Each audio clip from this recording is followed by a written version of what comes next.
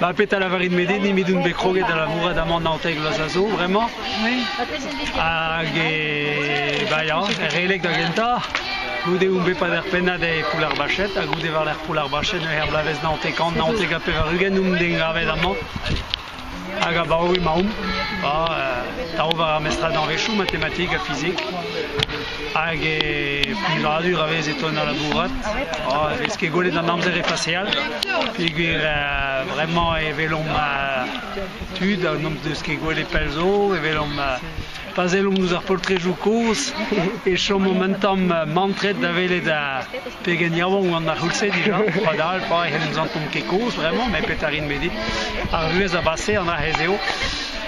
Ya, vez e geo ar ruez, bon, ça da, a beploaz ne vez kaset tu dal d'ar bak, ar rumajal beploaz, a beploaz. An a her oie c'hoant da labourat hag kazan dud war an arao, quoi. Hag goude vez om laouen da zelou neo en dro, pa velon aneo divez a tor da houlen digato pet a indouet da veira. Lo da zo dija hag a familiou, lo do deus gret o deus echuet o studiou pel zo, hag a emestra zo mat da zelou hag da gleveg a dan dud, quoi. A velet memestra an dud a zo bet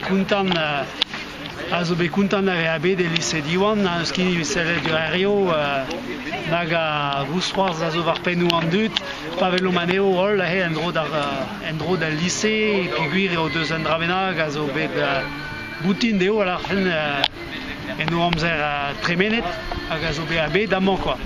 An megaftin, neus ket mate he deus an ahel er all, hag viche dister eo a bouez o ken dal er ar speret zeg. Evit ma helfe padou d'an traoù.